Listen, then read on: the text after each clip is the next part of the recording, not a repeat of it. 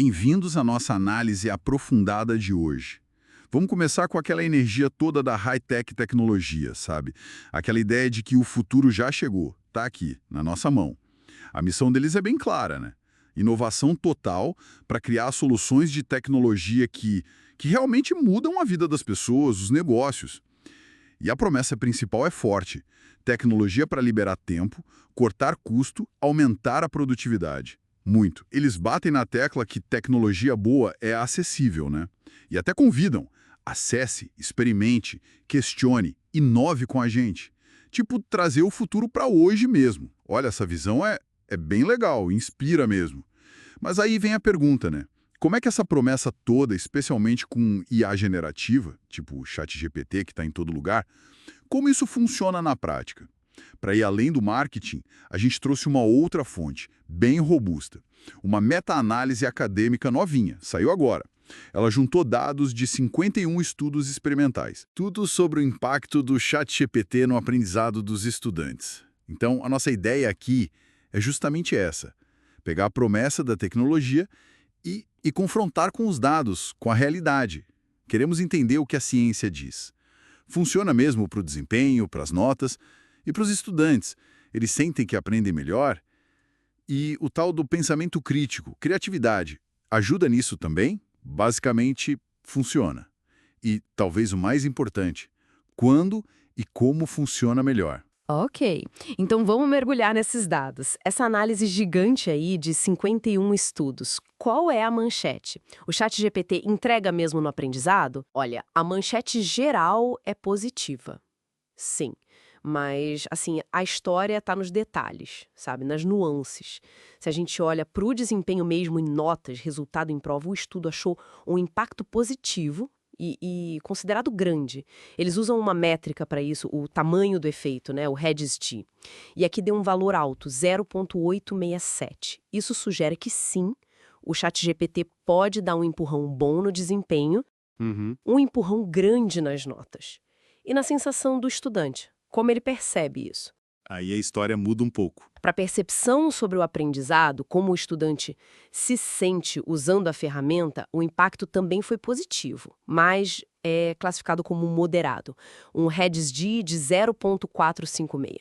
Quer dizer, eles geralmente gostam, acham útil, mas esse sentimento positivo não é tão forte quanto a melhora na nota em si. Entende? Entendi. Notas sobem bastante e sentimento melhora, mas nem tanto. E a terceira parte? O pensamento mais complexo, crítico, criativo. Aí o resultado foi parecido com a percepção. Impacto positivo sim, mas também moderado. O gap foi 0,457. Ajuda a desenvolver essas habilidades, mas não é aquele salto enorme que a gente viu no desempenho puro. Certo.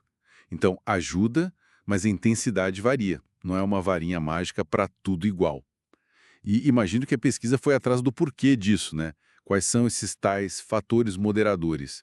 As condições que fazem a diferença. Exatamente. E isso é o mais rico do estudo, eu acho. Eles investigaram vários fatores, as circunstâncias que mudam o resultado. Focando primeiro no desempenho, que teve o maior impacto, né?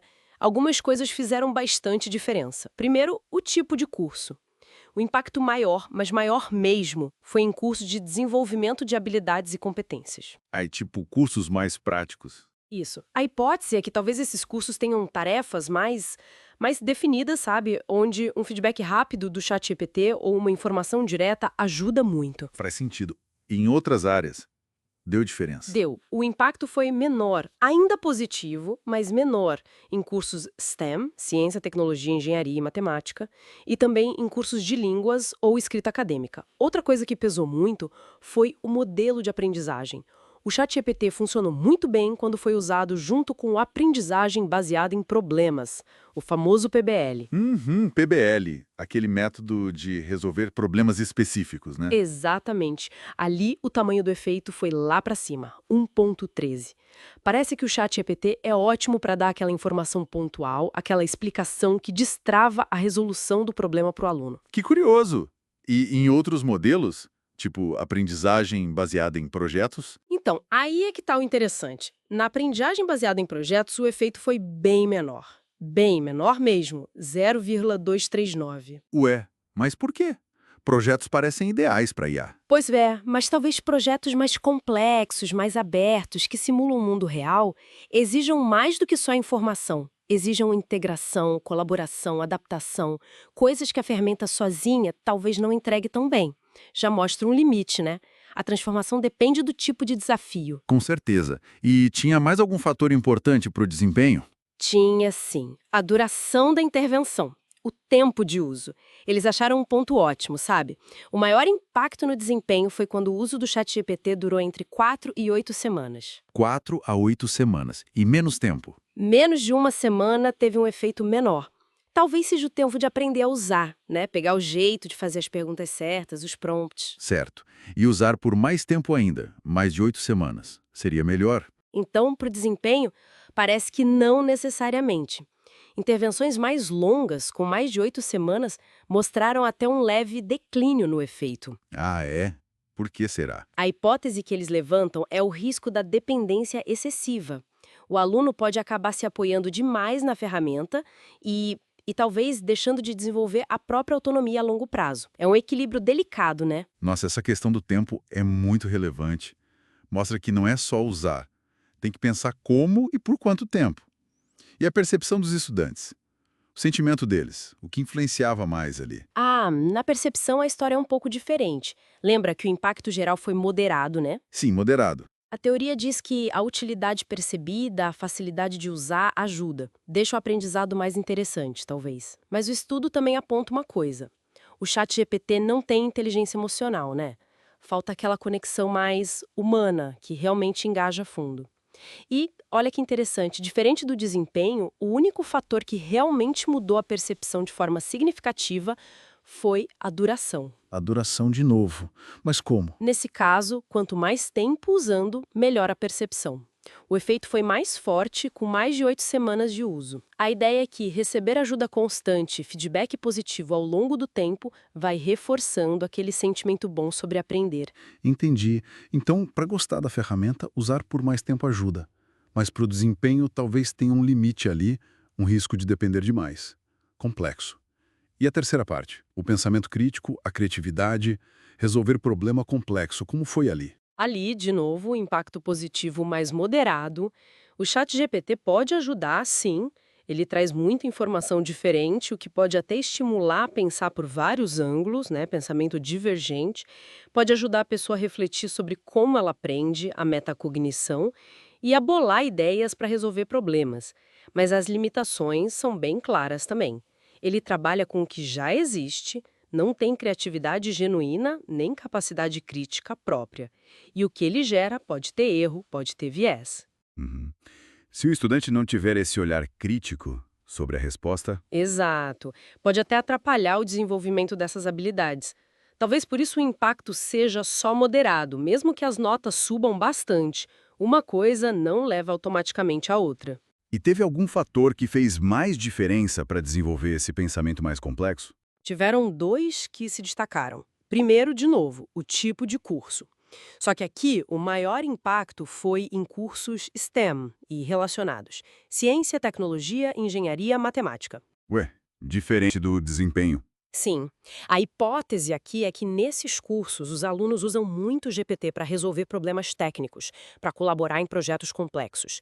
E esse processo em si, de interagir com a IA para resolver algo difícil, acaba estimulando o pensamento analítico crítico. O efeito foi menor em linguagens ou habilidades. Interessante essa inversão. E o segundo fator? O segundo foi o papel do GPT. Ele funcionou melhor para desenvolver o pensamento de ordem superior, quando foi usado como um tutor inteligente. Tutor inteligente. O que seria isso? Não só como uma fonte que responde perguntas, sabe? Mas como um guia que dá orientação personalizada, dá feedback, até avalia o processo. Isso meio que força o estudante a pensar sobre as próprias estratégias, o próprio aprendizado. Certo. Então, para resumir essa parte toda, o ChatGPT não é só marketing. Tem potencial real, né? Comprovado por muitos estudos. Melhora a nota, melhora a sensação de aprender e ajuda um pouco no pensamento crítico. Mas Mas é um grande mas, né? não é pílula mágica. O sucesso depende demais da conta do contexto. Exato. Depende do curso, de como você encaixa ele na aula funciona melhor no PBL do que em projeto aberto, por exemplo. Depende do tempo de uso, talvez 4 ou 8 semanas sejam o ideal para o desempenho, e depende do papel que você espera dele como tutor inteligente para pensar crítico. Aquela promessa da high-tech, da tecnologia acessível, encontra essa realidade, né? O acesso é uma coisa, o resultado depende de usar com inteligência. Perfeito. A implementação inteligente é a chave. E com base nisso tudo, que recomendações práticas saem dessa análise?